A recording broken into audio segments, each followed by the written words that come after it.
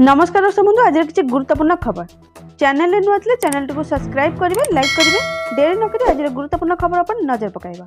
आज प्रथम खबर आसिला पाणीपाग को एक बड़ अपडेट आसुची दुईटी लघुचाप प्रबल बर्षिब संपूर्ण खबर सारा राज्य में वर्षा लगी रही बेलू आग को आसुची सीरीज लघुचाप उत्तर पश्चिम और संलग्न पश्चिम केन्द्रीय बंगोपसागर रे गत काली एक लघुचाप क्षेत्र सृष्टि होता बेले एहार प्रभाव में दक्षिण ओडिशा और संलग्न जिला गुड़िक वर्षा जारी रही पछक पछ आउ दुईटी लघुचाप सृष्टि होगाकू सारा राज्यर वर्षार प्रकोप जारी रही आकलन कर पाणीपाग विभाग केन्द्र 18 तारिख में आउ एक घूर्णिबलय उत्तर बंगोपसागर सृष्टि होई 19 तारिख में लघुचाप परिणत हो पारे। यह 21 तारिख पर्यंत वर्षा कराइबो। एहार प्रभाव में ओडिशा रे प्रबल वर्षा हेबार संभावना थिला बेले 23 तारिख में उत्तर बंगोपसागर एक घूर्णिबलय सृष्टि होई 24 किंबा 25 तारिख में लघुचाप रूप नेबो जहाँकि सूचना मिली। परवर्ती सूचना स्कूल में पालन हेबो शिक्षा सप्ताह संपूर्ण खबर आसंता 22 रु 28 तारिख पर्यंत विभिन्न शिक्षानुष्ठान रे शिक्षा सप्ताह पालन करा जिवो।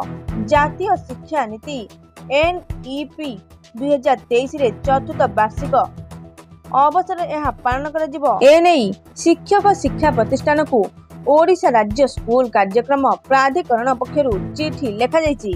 ए बाबद केंद्रीय शिक्षा मंत्रालय पक्षरु एक स्वतंत्र मार्गदर्शिका जारी करा जायछि जहाँकि सूचना मुताबक प्रत्येक दिन को स्वतंत्र भाव पालन करा जिवो।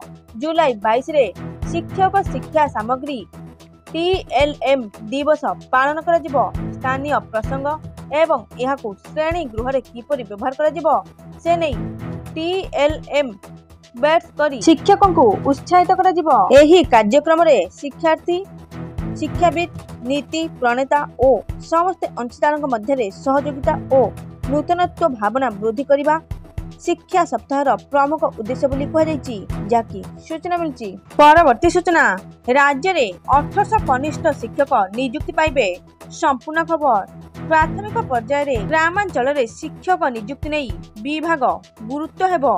जेउ स्कूल जड़े शिक्षक चलुची सेठी शिक्षक पाइबे विभाग एने पदक्षेप नेउची। जेउठी शिक्षक पदवी खाली पड़ी सेठारे प्राथमिक पर्याय शिक्षक नियुक्ति दिया जिवो। फल ड्रप आउट संख्या मध्य कमियो बोली कहिसेंती मंत्री नित्यानंद पंडा। ग्रामांचल शिक्षा व्यवस्था को सुदृढ़ करने पई विभाग पक्षरु पदक्षेप निया जाउची। जे कोनोसी स्थानरु नकली शिक्षक घटना सामना को आसे ताहा उपरे तदंत करा जिवो। एहा सह अनेक अंचल रे उच्च माध्यमिक स्कूल नथिबारु और स्कूल दूर रे थिबारु पिला माने अधारु पाठपढ़ा छाड़ी देउथबा लक्ष्य कराउची। एही समस्या को दूरेबाक पड़िबो। प्रथम पर्याय रे 10टी स्कूल ले अपग्रेड करा जिवो जहाँकि शिक्षा मंत्री कहिसेंती। परवर्ती सूचना कृषक मानक पई खुशी खबर चाषी ऋण छाड़ कले सरकार संपूर्ण खबर तेलंगाना राज्य रे कृषक मानक पई खुशी खबर सेठारे मुख्यमंत्री रेवंत रेड्डी 1 लाख टंका पर्यंत कृषि ऋण छाड़ घोषणा करछन्ती। तेलंगाना सीएमआई द्वारा कहुजे कृषक माने नेइथिबा ऋण बैंक रु जुलाई 18 सुधा दिया जिवो। सरकार कहिसेंती कि जदि बैंक माने ऋण छाड़ पई सरकार देइथिबा अर्थ को अन्य एक अकाउंट रे जमा करंती तेबे कठोर कार्यानुष्ठान ग्रहण करा जिवो। एहा पूर्वरु तेलंगाना सरकार 2 लाख टंका पर्यंत फसल ऋण छाड़ करबाकू निर्देश देइथिले जहाँकि सूचना मिली।